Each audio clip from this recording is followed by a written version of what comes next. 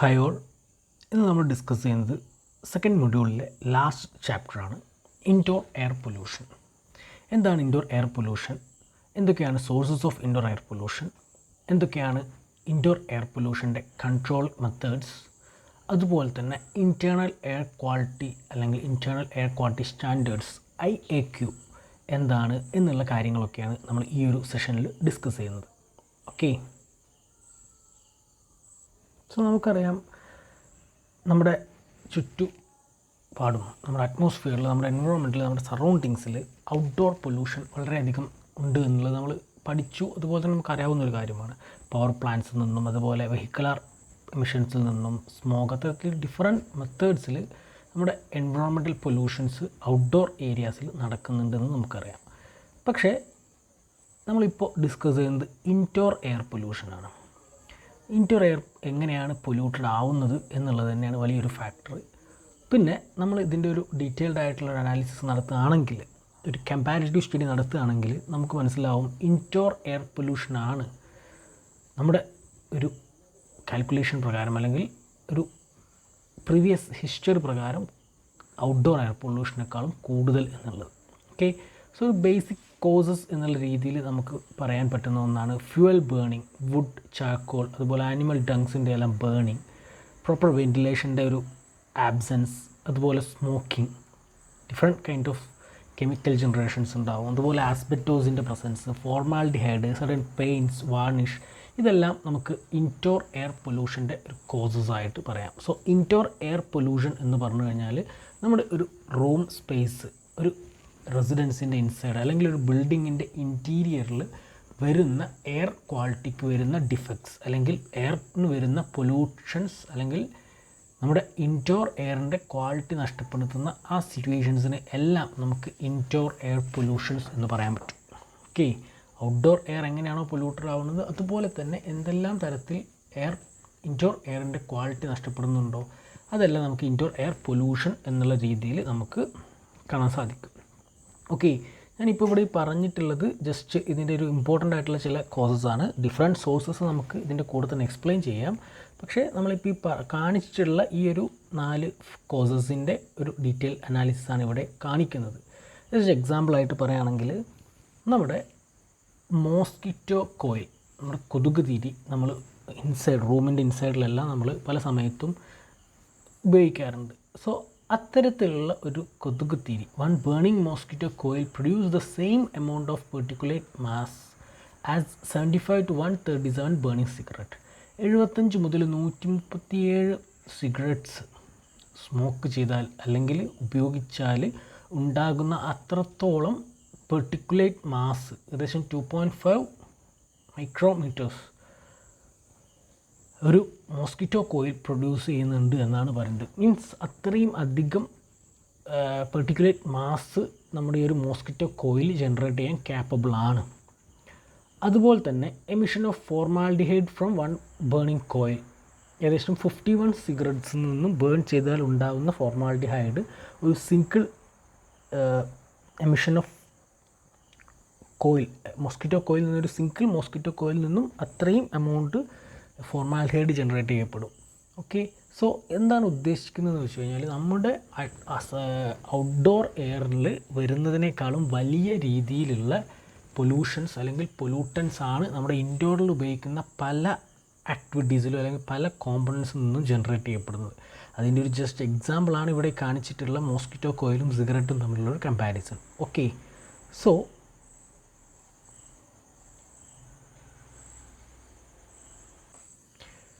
Different sources of indoor air pollution ഏതൊക്കെയാണ് എന്നുള്ളൊരു detailed ആയിട്ടുള്ളൊരു അനാലിസിസാണ് ഇനി നമ്മൾ നോക്കുന്നത്. നമ്മൾ ജസ്റ്റ് ബ്രീഫ്ലി കുറച്ച് കോസസ് ആയിട്ട് നമ്മളിവിടെ നോട്ട് ചെയ്തിരുന്നു, എങ്കിലും ഒന്നുകൂടെ ഡീറ്റെയിൽഡ് ആയിട്ടുള്ള ഒരു അനാലിസിസാണ് ഇവിടെ നോക്കുന്നത്. അതിൻ്റെ ഒരു ക്രോസ് സെക്ഷണൽ ഡീറ്റെയിൽസാണ് ഇവിടെ ഈ ഒരു ഫിഗറിൽ കാണിച്ചിട്ടുള്ളത്. Environmental tobacco smoke, adhesives used in furnishers, kitchen equipments, pesticides, carpeting materials, electronic products and certain plastic, broken CFLs, tube lights, freshly painted walls. ഇതെല്ലാമാണ് ഒരു sources of indoor air pollution എന്നുള്ള രീതിയിൽ നമ്മൾ പഠിക്കേണ്ടത്, അല്ലെങ്കിൽ ഇതെല്ലാമാണ് sources of indoor air pollution.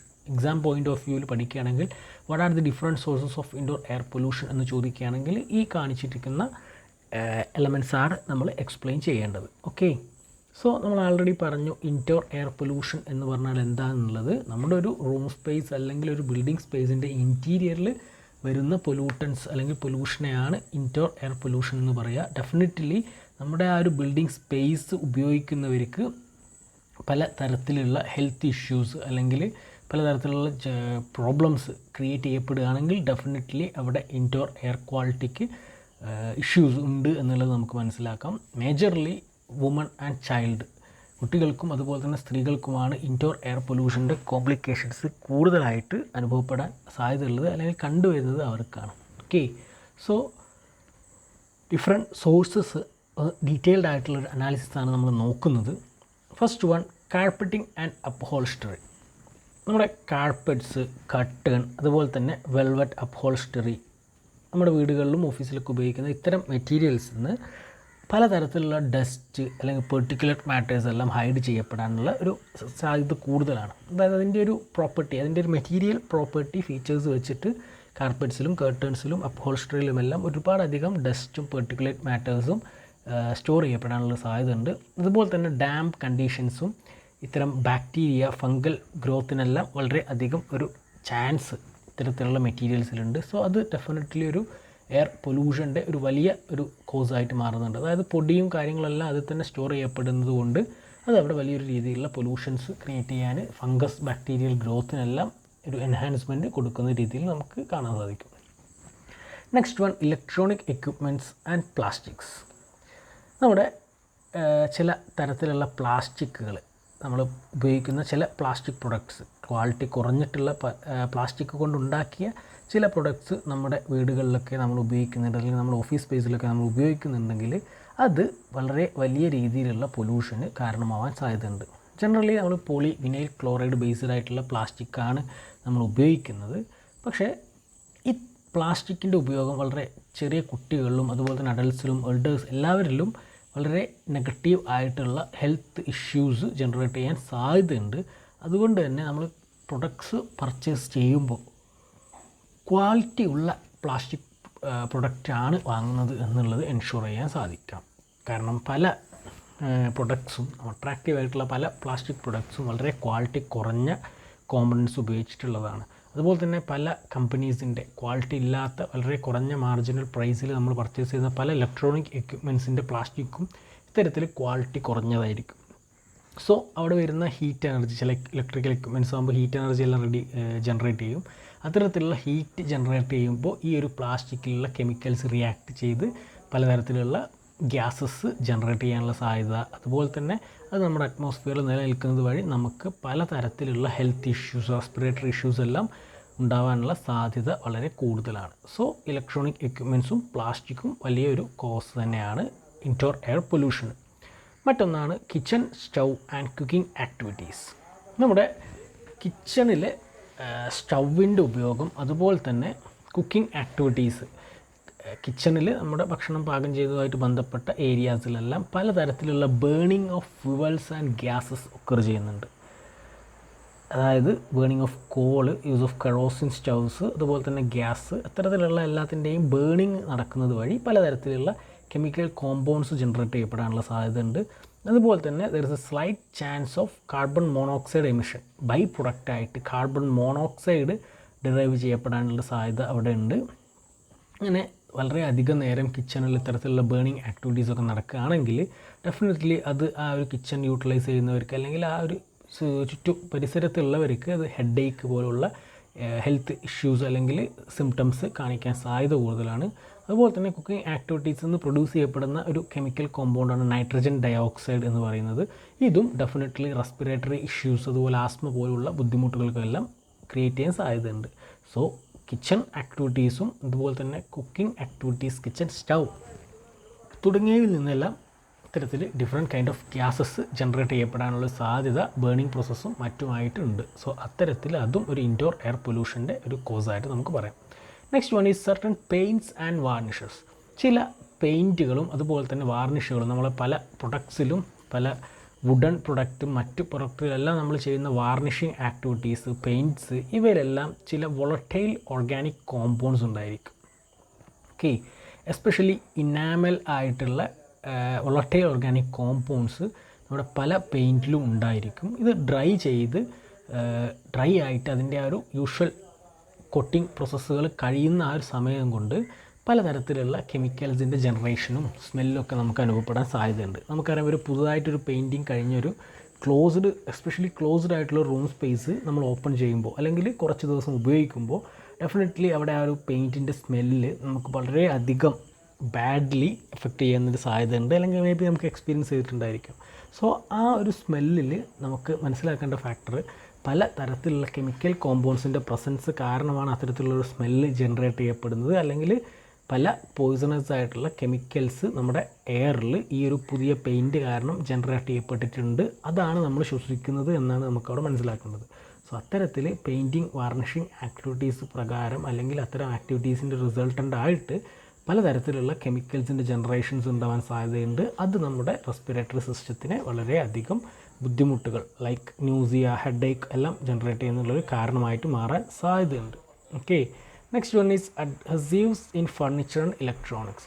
നമ്മുടെ electronic എക്യുപ്മെൻറ്റ്സിലും അല്ലെങ്കിൽ മറ്റ് ഫർണിച്ചേഴ്സിലും എല്ലാം ഉപയോഗിക്കുന്ന ചില അഡ്ഹസീവ്സ്, എസ്പെഷ്യലി യൂസ് ഓഫ്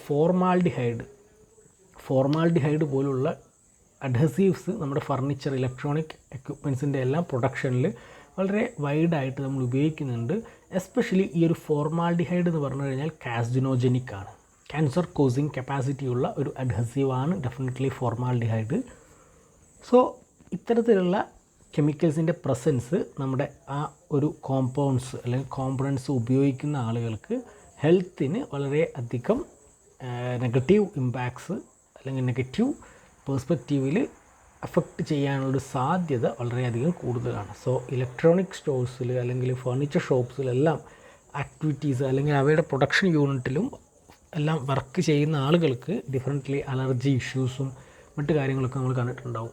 ഈ ഫർണിച്ചേഴ്സ് ഉണ്ടാക്കുന്ന ഫാക്ടറിയിൽ വർക്ക് ചെയ്യുന്നവർക്കൊക്കെ അലർജി ഇഷ്യൂസ്, പൊടി ഭയങ്കര പ്രശ്നങ്ങളൊക്കെ ആയിട്ടൊക്കെ നമ്മൾ കണ്ടിട്ടുണ്ടാവും. ഡെഫിനറ്റ്ലി ഈ ഒരു ഫോർമാൽഡിഹൈഡിൻ്റെ ആക്ഷൻ നമ്മുടെ അല്ലെങ്കിൽ അത്തരം ആളുകളുടെ ഹെൽത്തിനെ അഫക്റ്റ് ചെയ്തുകൊണ്ടാണ് അവർക്കതൊരു ഇറിറ്റേഷനായിട്ടും ഹെൽത്ത് ഇഷ്യൂസായിട്ടെല്ലാം മാറുന്നത്. സോ ആ രീതിയിൽ അഡ്ഹസീവ്സ് ഇൻ ഫർണിച്ചേഴ്സ് ആൻഡ് ഇലക്ട്രോണിക്സ് അത് വളരെ വലിയ രീതിയിലൊരു ഇൻഡോർ എയർ പൊല്യൂട്ടൻ്റ് ആയിട്ട് നമ്മൾ കണക്കാക്കണം. Then pet danders and hair. നമ്മുടെ വീട്ടിൽ നമ്മൾ വളർത്തുന്ന പല തരത്തിലുള്ള ആനിമൽസ്, ബേർഡ്സ് എല്ലാം ഉണ്ട്. ഇവയുടെ കെയർ വളരെയധികം ഇമ്പോർട്ടൻ്റ് ആയിട്ടുള്ളൊരു കാര്യം തന്നെയാണ്. ഇവയുടെ ഡാൻറ്റേഴ്സ്, അതുപോലെ തന്നെ ഇവയുടെ ഹെയർസ്, ഇതെല്ലാം നമ്മൾ നമ്മുടെ അറ്റ്മോസ്ഫിയറിൽ അല്ലെങ്കിൽ നമ്മുടെ വീടിൻ്റെ ഇൻസൈഡ് പല ഏരിയയിലേക്കും സ്പ്രെഡ് ചെയ്യാനുള്ള സാധ്യതയുണ്ട്.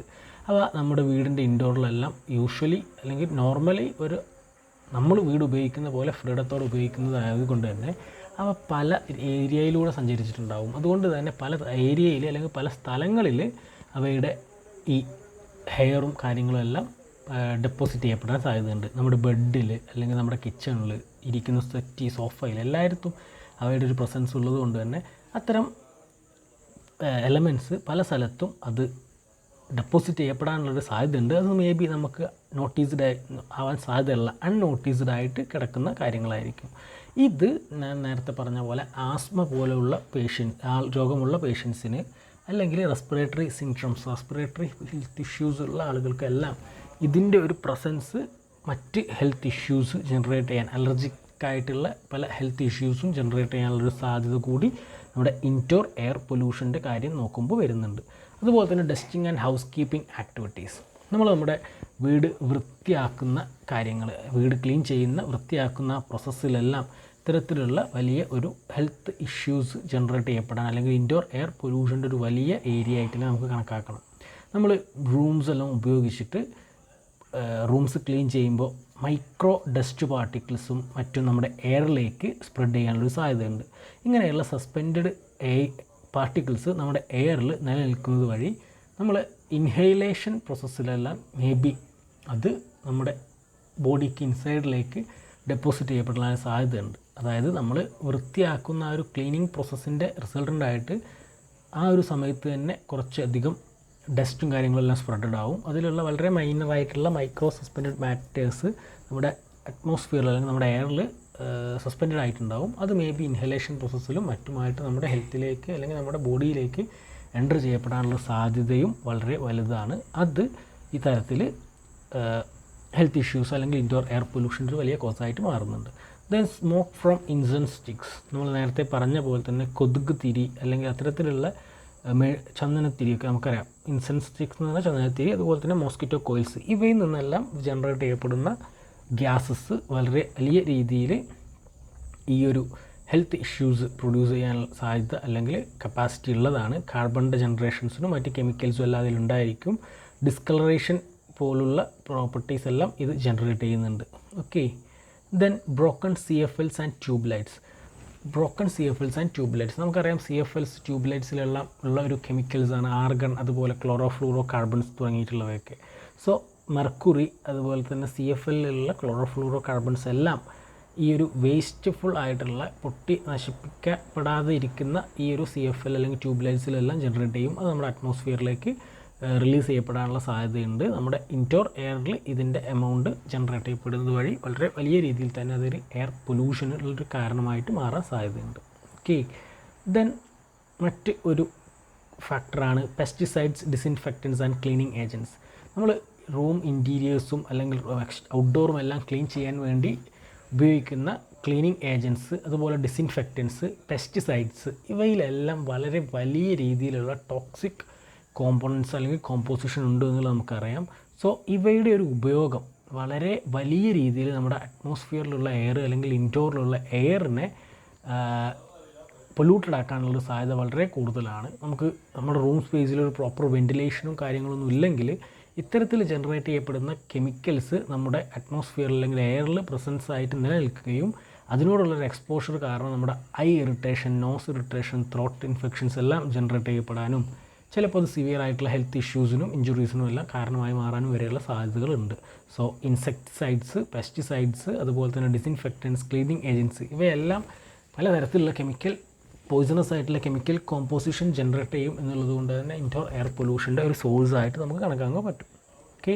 മറ്റൊന്നാണ് ടൊബാക്കോ സ്മോക്കിംഗ്. നമ്മൾ ആൾറെഡി ഡിസ്കസ് ചെയ്തതാണ് മോസ്കിറ്റോ കോയിൽ നിന്ന് വരുന്ന സ്മോക്കും ടൊബാക്കോ സ്മോക്കും.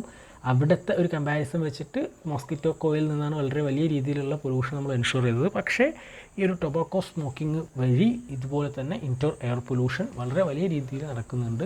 സ്മോക്ക് ചെയ്യുന്ന ആൾക്കും അവിടെ ഉള്ള പാസീവ് സ്മോക്കേഴ്സിനെല്ലാം അത് വളരെ വലിയൊരു രീതിയിൽ ഹെൽത്ത് ഇഷ്യൂസ് ജനറേറ്റ് ചെയ്യും. എസ്പെഷ്യലി ഒരു ഫാമിലിയിലാണ്, ഒരു വീട്ടിലാണ് ഇത്തരത്തിലുള്ള സ്മോക്കിംഗ് ആക്ടിവിറ്റീസ് നടക്കുന്നതെന്നുണ്ടെങ്കിൽ അത് ആ ഫാമിലി മെമ്പേഴ്സിനെല്ലാം വളരെ രീതിയിലുള്ള ബുദ്ധിമുട്ടുകൾ ക്രിയേറ്റ് ചെയ്യാൻ സാധ്യതയുണ്ട്. ഓക്കെ.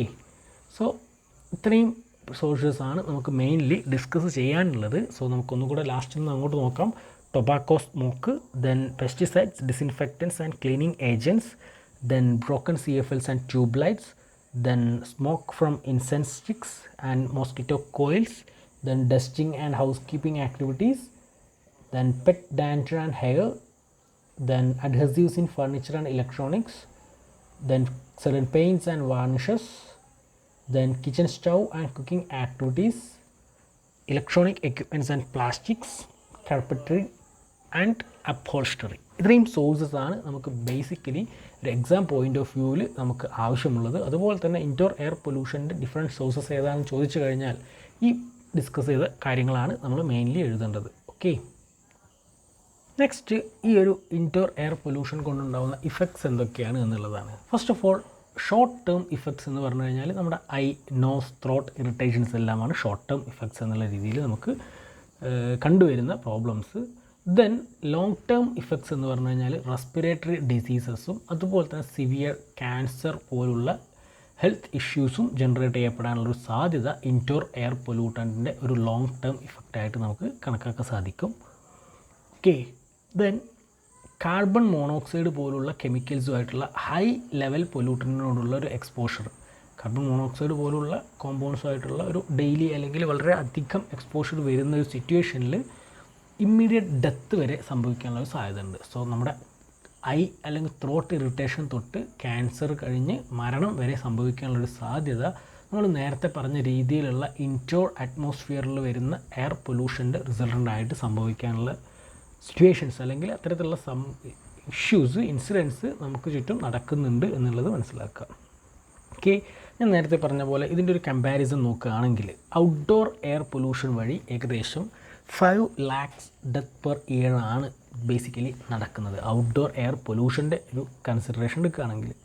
പക്ഷേ ഇൻഡോർ എയർ പൊല്യൂഷൻ്റെ ഒരു കാൽക്കുലേഷൻ അല്ലെങ്കിൽ ഒരു അനാലിസിസ് എടുക്കുകയാണെങ്കിൽ ഏകദേശം 22 lakhs of deaths per year ആണ് ഓൾ ഓവർ ദ വേൾഡ് നടക്കുന്നത്. നേരത്തെ ഏതാണ് പറയുന്നത്, ഔട്ട്ഡോർ എയർ പൊല്യൂഷനേക്കാളും കൂടുതൽ സിവിയർ ആയിട്ടുള്ളൊരു ഇമ്പാക്റ്റാണ് ഇൻഡോർ എയർ പൊല്യൂഷൻ ഉള്ളത് എന്ന്. അതിൽ തന്നെ ഏകദേശം 16 lakh deaths per year due to indoor fuel burning. Indoor fuel ബേണിങ്ങിൻ്റെ റിസൾട്ടൻ്റ് ആയിട്ടാണ് ഏകദേശം 16 ലക്ഷത്തോളം മരണം പെർ ഇയർ നമ്മുടെ വേൾഡിൽ സംഭവിക്കുന്നത് എന്നാണ് പറഞ്ഞത്. സോ അത്രത്തോളം സിവിയർ ആണ് ഇൻഡോർ എയർ പൊല്യൂഷൻ എന്ന് പറഞ്ഞു കഴിഞ്ഞാൽ. ഓക്കെ, നമ്മുടെ ഇന്ത്യയിലും ഡെഫിനറ്റ്ലി ഒരു ഡെവലപ്പിംഗ് കൺട്രി എന്നുള്ള രീതിയിൽ വളരെ വലിയ ഒരു ഇമ്പാക്റ്റാണ് ഇത്തരത്തിലുള്ള ഇഷ്യൂസ് അല്ലെങ്കിൽ ഇത്തരത്തിലുള്ള ആക്ടിവിറ്റീസ് ജനറേറ്റ് ചെയ്യുന്നത്. ഓക്കെ, ദെൻ ഇതിൻ്റെ ഒരു ബേസിക് കൺട്രോളിങ് ഐഡിയ എന്ന് പറഞ്ഞു കഴിഞ്ഞാൽ ഒന്ന് പ്രോപ്പർ വെൻറ്റിലേഷൻസ് എൻഷുർ ചെയ്യുക, അതുപോലെ തന്നെ ഇൻഡോർ പ്ലാന്റ്സിൻ്റെ ഒരു പ്രസൻസും എൻഷുർ ചെയ്യുക എന്നുള്ളത് തന്നെയാണ് വളരെ വലിയ രീതിയിലുള്ളൊരു കൺട്രോൾ മെഷേഴ്സ്. കൂടുതൽ ഡീറ്റെയിൽഡ് ആയിട്ടുള്ള കൺട്രോൾ മെഷേഴ്സ് എന്ന് പറയുന്നത് ഏതൊക്കെയാണെന്നുള്ളത് നമുക്ക് നോക്കാം. So remedies for indoor air pollution.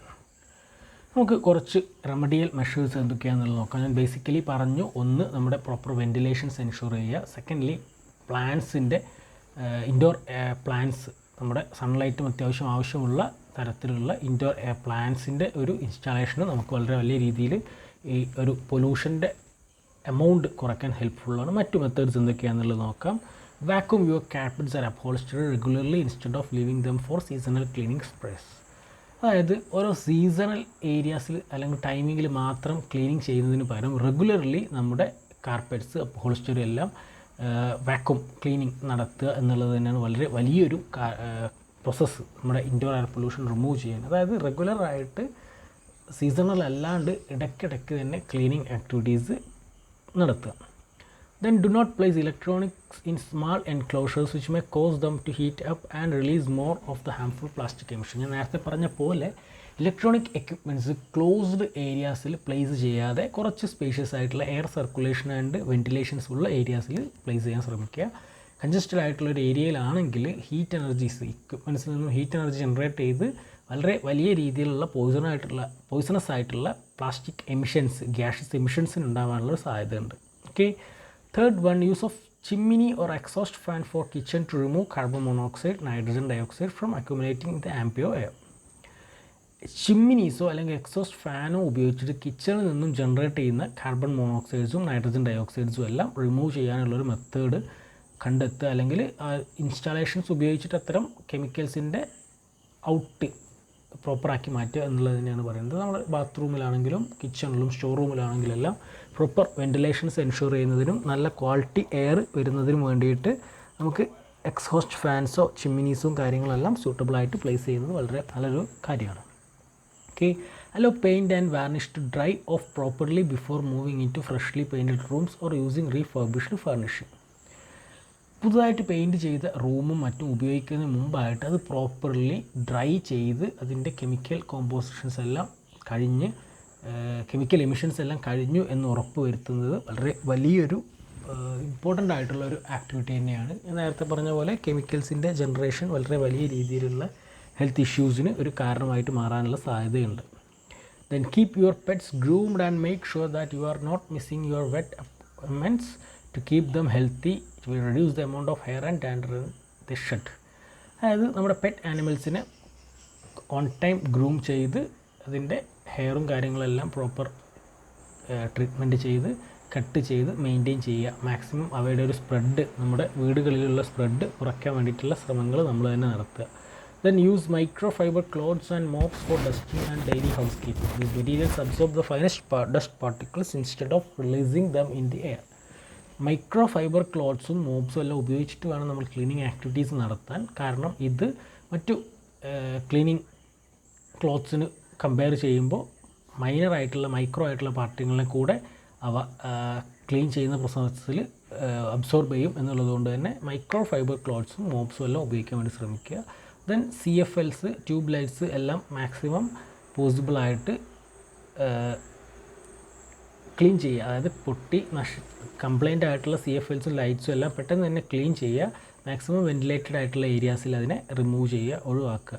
Closed ആയിട്ടുള്ള എൻക്ലോഷറിലാവുമ്പോൾ ഹീറ്റ് എനർജി വരും. നേരത്തെ പറഞ്ഞ പോലെ ഈ ലൈറ്റ് എക്വിപ്മെൻറ്റ്സിലെല്ലാം ഉള്ള കെമിക്കൽസ് റിയാക്ഷൻ സംഭവിച്ച് എമിറ്റ് ചെയ്യപ്പെടാനുള്ള സാധ്യതയുണ്ട്. സോ അത് ഒഴിവാക്കാൻ പെട്ടെന്ന് തന്നെ ഇതിൻ്റെ ക്ലീനിങ് ആക്ടിവിറ്റീസ് എൻഹാൻസ് ചെയ്യുക. Then avoid smoking indoors for the benefits of yourself and others in house. Indoor സ്പേസിൽ സ്മോക്കിംഗ് മാക്സിമം അവോയ്ഡ് ചെയ്യുക. നമ്മുടെയും അതുപോലെ തന്നെ മറ്റുള്ളവരുടെയും ഹെൽത്ത് ഇഷ്യൂസ് ഉണ്ടാകാതിരിക്കാൻ വേണ്ടിയിട്ട് ഉള്ള ഒരു മൂവായിട്ട് അതിനെ കൺസിഡർ ചെയ്യുക. Then close off the area where you are planning to use pesticides or insect repellent. Make sure that the area cleaned up with ventilated before allowing kids back in. നമ്മൾ ഏതെങ്കിലും ഒരു area പെസ്റ്റിസൈഡ്സോ അല്ലെങ്കിൽ ഇൻസെക്ടിസൈഡ്സോ ഒക്കെ ഉപയോഗിക്കുകയാണെങ്കിൽ അത് closed ചെയ്തിട്ട് enclosed ആയിട്ടുള്ളൊരു area ആക്കി മാറ്റിയതിന് ശേഷം ഇവയുടെ ആപ്ലിക്കേഷൻസും ചെയ്യുക. ദെൻ ആ ഒരു റൂം സ്പേസ് നമ്മുടെ കുട്ടികൾക്കോ മറ്റുള്ളവർക്കോ വേണ്ടി തുറന്നു കൊടുക്കുന്നതിന് മുമ്പായിട്ട് ഈ പെസ്റ്റിസൈഡ്സും ഇൻസെക്ടിസൈഡ്സും എല്ലാം ക്ലീൻ ചെയ്ത് വെന്റിലേറ്റഡ് ആണ് എന്നുള്ളത് ഉറപ്പുവരുത്തുക. ഓക്കെ, സോ ഇത്രയും ബേസിക് ഫാക്ടേഴ്സാണ് നമുക്ക് കൺട്രോളിങ് മെഷേഴ്സായിട്ട് പഠിക്കാനുള്ളത്. ഞാനിപ്പോൾ ഈ പറഞ്ഞ ഓരോ മെത്തേഡ്സും എക്സാം പോയിൻ്റ് ഓഫ് വ്യൂവിൽ നമുക്ക് ആവശ്യമുള്ളതാണ്. Different methods to control or remedies for indoor air pollution എന്നുള്ള രീതിയിൽ എക്സാമിനേഷന് ചോദിക്കാൻ സാധ്യതയുള്ള സെഷൻസാണ്. ഓക്കെ, അടുത്തതായിട്ട് നമുക്ക് നോക്കാനുള്ള ഒരു സെഷനാണ് സിക്ക് ബിൽഡിംഗ് സിൻഡ്രം എന്ന് പറയുന്നത്. സിക്ക് ബിൽഡിംഗ് സിൻഡ്രം അഥവാ SBS എന്ന് പറയുന്നത് ഒരു ഇമ്പോർട്ടൻ്റ് ആയിട്ടുള്ള ഒരു പാരാമീറ്റർ തന്നെയാണ്. അതായത് നമ്മുടെ ഇൻഡോർ സ്പേസിലുള്ള പൊല്യൂഷൻ്റെ റിസൾട്ടൻ്റായിട്ട് വരുന്ന ഒരു ബോഡി റിയാക്ഷനാണ് നമ്മൾ സിക്ക് ബിൽഡിംഗ് സിൻഡ്രം എന്ന് പറയുന്നത്. Non specific building related symptoms, no control over the working environment. അതായത് നമ്മുടെ വർക്കിംഗ് എൻവയോൺമെൻറ്റ് അല്ലെങ്കിൽ നമ്മൾ താമസിക്കുന്ന എൻവയോൺമെൻറ്റിൽ ഉള്ള പൊല്യൂഷൻ്റെ ഒരു റിസൾട്ടൻ്റായിട്ട് നമ്മുടെ ബോഡിയിൽ വരുന്ന റിയാക്ഷൻസ് അല്ലെങ്കിൽ ഇറിറ്റേഷൻസ്, അതാണ് ബേസിക്കലി ഒരു സിക്ക് ബിൽഡിംഗ് സിൻഡ്രോം എന്നുള്ള രീതിയിൽ പറയുന്നത്. അതായത് ഗുഡ് ക്വാളിറ്റി എയർ അല്ല നമുക്കവിടെ അവൈലബിൾ ആയിട്ടുള്ളത്, നമ്മൾ ശ്വസിക്കുന്നത് എന്നുണ്ടെങ്കിൽ അത് നമുക്ക് പലതരത്തിലുള്ള ഇഷ്യൂസ് അല്ലെങ്കിൽ ഇറിറ്റേഷൻസ് ജനറേറ്റ് ചെയ്യും. അത് നമ്മളൊരു എനർജറ്റിക് ആയിട്ടുള്ള ആക്ടിവിറ്റീസിൽ നിന്നും പുറകിലേക്ക് വലിക്കും, അല്ലെങ്കിൽ നമുക്ക് വളരെയധികം ഹെൽത്ത് ഇഷ്യൂസിനെല്ലാം കാരണമായി മാറും. സോ അത്തരത്തിൽ ഇതിനെ നമ്മൾ ജനറലൈസ് ചെയ്ത് പറയുന്നതാണ് സിക്ക് ബിൽഡിംഗ് സിൻഡ്രോം എന്നുള്ളത്. Natural and symptoms of sick building symptoms head Ek, fatigue എക്സെട്രയാണ് ഇതിൻ്റെ ബേസിക് ആയിട്ടുള്ള സിംറ്റംസ് ആയിട്ട് പറയുന്നത്. നമ്മുടെ സർട്ടൻ ബിൽഡിങ്സ്, അവിടുത്തെ വെൻറ്റിലേഷൻ അല്ലെങ്കിൽ അവിടുത്തെ ആ ഒരു എയറിൻ്റെ സ്മെല്ല്, എയർ ഫ്രഷ്നേഴ്സിൻ്റെ പ്രസൻസ്, ഇതെല്ലാം അസോസിയേറ്റഡ് ആയിട്ടാണ് ഇത്തരത്തിലുള്ള ഇഷ്യൂസ് വരുന്നത്. More likely to occur in buildings with air conditioning and automated heating and ventilation system. Automated ആയിട്ടുള്ള air conditioning systems, heating systems, ventilation systems ഉള്ള ആ ഏരിയാസിലെല്ലാമാണ് ബേസിക്കലി ഇത്തരത്തിലുള്ള ഇഷ്യൂസ് ജനറേറ്റ് ചെയ്യാൻ സാധ്യതയുള്ളത്. അതായത് ആർട്ടിഫിഷ്യലി ക്രിയേറ്റ് ചെയ്യുന്ന ആ ഒരു അറ്റ്മോസ്ഫിയറിക് സിറ്റുവേഷൻ ആയതുകൊണ്ട് തന്നെ അത് നമ്മുടെ ബോഡി ആക്സെപ്റ്റ് ചെയ്യാൻ ചില തരത്തിലുള്ള ബുദ്ധിമുട്ടുകളെല്ലാം ഉണ്ടാവും. സോ അത്തരത്തിൽ ഈ ഒരു സിറ്റുവേഷൻ നമുക്ക് സിക്ക് ബിൽഡിംഗ് സിൻഡ്രോം എന്നുള്ള രീതിയിലേക്ക് മാറാൻ സാധ്യതയുണ്ട്. So symptoms of sick building സിൻഡ്രോമാണ് ഇവിടെ ഒരു ഫിഗറിൽ കാണിച്ചിട്ടുള്ളത്. Eye and throat irritation, headache and dizziness, lassitude and fatigue, then difficulty to concentrate, dry or itchy skin, difficulty in breathing, nausea, feeling sick. Normally നമുക്ക് experience ചെയ്തിട്ടുള്ള ഒരുപാട് symptoms തന്നെയാണ് പറയുന്നത്. അതായത് സിക്ക് ബിൽഡിംഗ് സിൻഡ്രോം എന്ന് പറഞ്ഞു കഴിഞ്ഞാൽ യൂഷ്വലി നമുക്ക് ചുറ്റും അല്ലെങ്കിൽ നമുക്ക് വരെ സംഭവിച്ചുകൊണ്ടിരിക്കുന്ന ഒരു ഇഷ്യൂ തന്നെയാണ് എന്നാണ് അവിടെ കാണിച്ചിട്ടുള്ളത്. Okay, and the last session എന്ന് പറഞ്ഞു കഴിഞ്ഞാൽ ഇൻഡോർ എയർ ക്വാളിറ്റി, IAQ.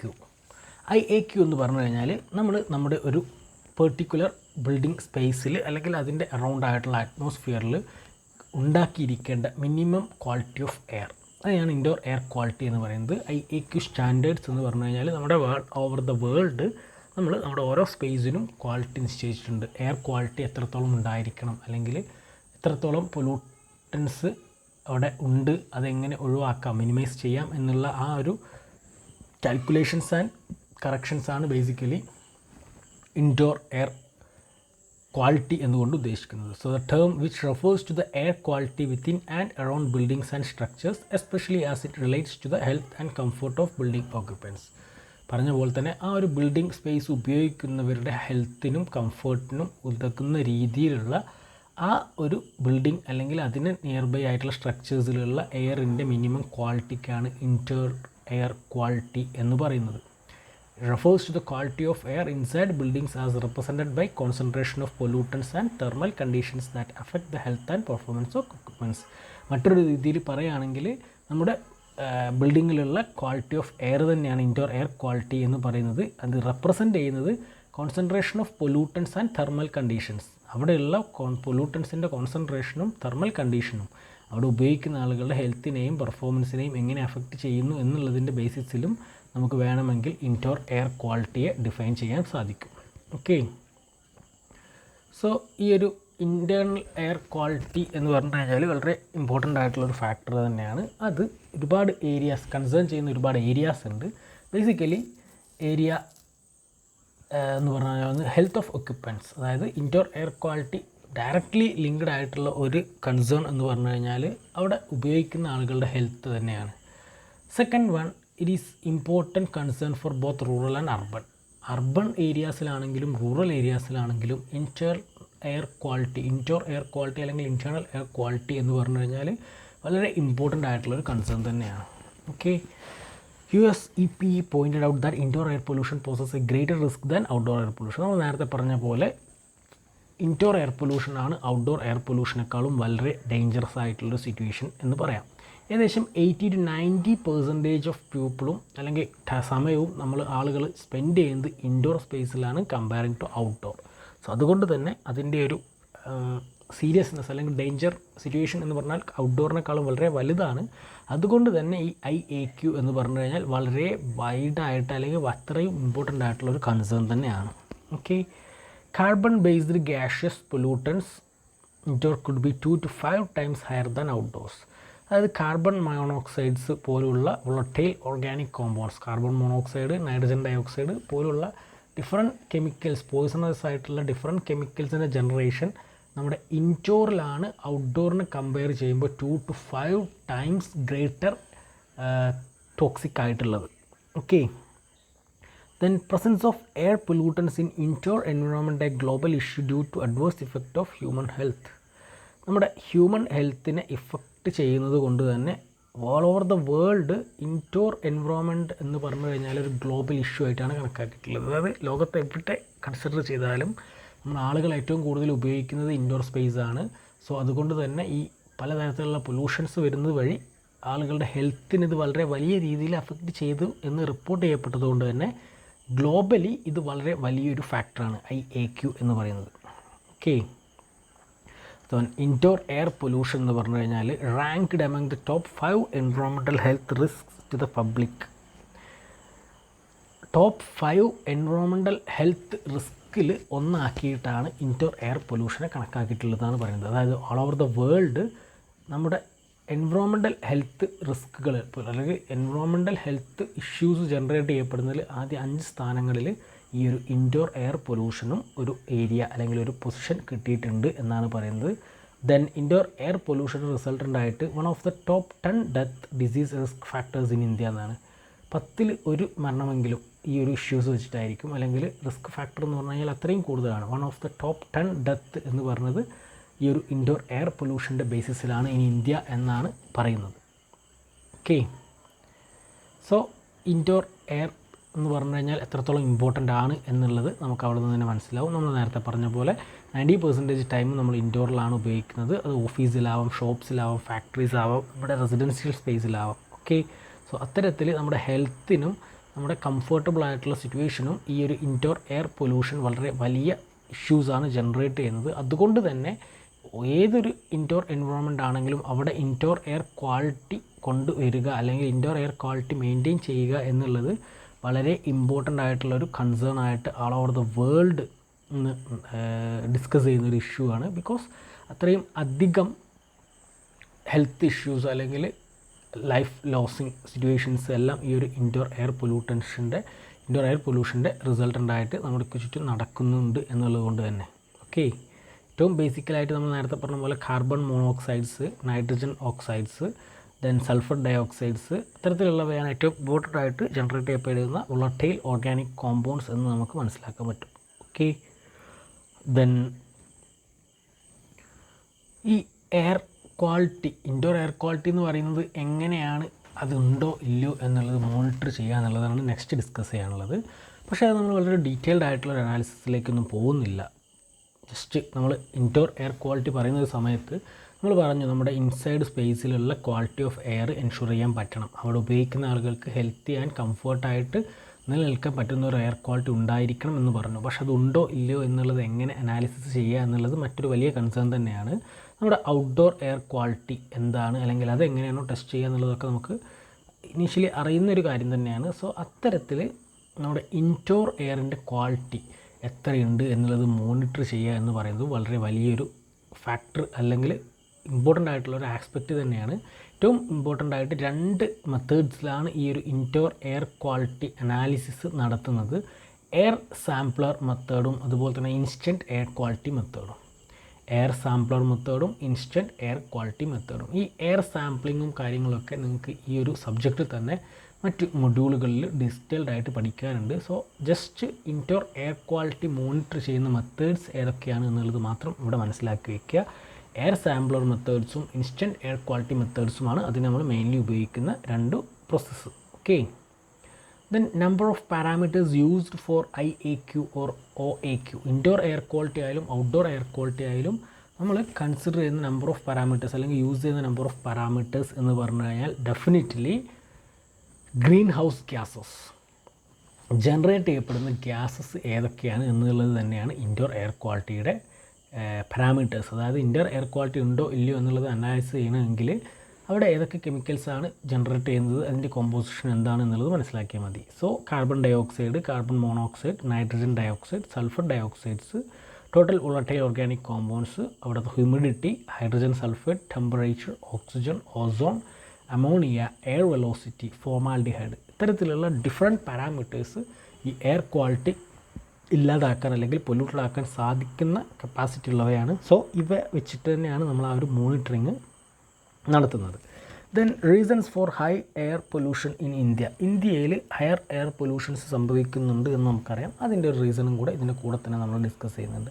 ഒന്ന് പുവർ ക്വാളിറ്റി ഓഫ് ഫ്യൂവൽസിൻ്റെ പുവർ ക്വാളിറ്റി, ദെൻ പഴയ രീതിയിലുള്ള processing technologies, wrong siting of ഇൻഡസ്ട്രീസിൻ്റെ ഒരു അറേഞ്ച്മെൻറ്റ്സ് അല്ലെങ്കിൽ ഇൻസ്റ്റാളേഷൻസ് ഏരിയാസിൻ്റെ ഒരു കറക്റ്റ്നെസ് ഇല്ലായ്മ, then no pollution preventive steps in early stage of ഇൻഡസ്ട്രിയലൈസേഷൻ്റെ ഏർലി സ്റ്റേജസിൽ പൊല്യൂഷൻ ഉണ്ടാവാതിരിക്കാനുള്ള പ്രിവെൻറ്റീവ് സ്റ്റെപ്സ് എടുക്കാത്തതിൻ്റെ പ്രോബ്ലംസ്, ദെൻ വെഹിക്കിൾ ഡിസൈൻസിൻ്റെ poor designs, then uncontrolled growth of vehicle പോപ്പുലേഷൻ്റെ അൺകൺട്രോൾഡ് ആയിട്ടുള്ള growth, then no pollution prevention and control systems in small and medium scale ഇൻഡസ്ട്രീസിൽ നമ്മൾ നേരത്തെ പറഞ്ഞ പോലെ തന്നെ പൊല്യൂഷൻ ഇല്ലാതിരിക്കാനുള്ള പ്രിവെൻറ്റീവ് മെത്തേഡ്സിൻ്റെ സിസ്റ്റംസ് ഇംപ്ലിമെൻറ്റ് ചെയ്യാത്തതിൻ്റെ problems, then poor compliance of standards in small and medium scale industries.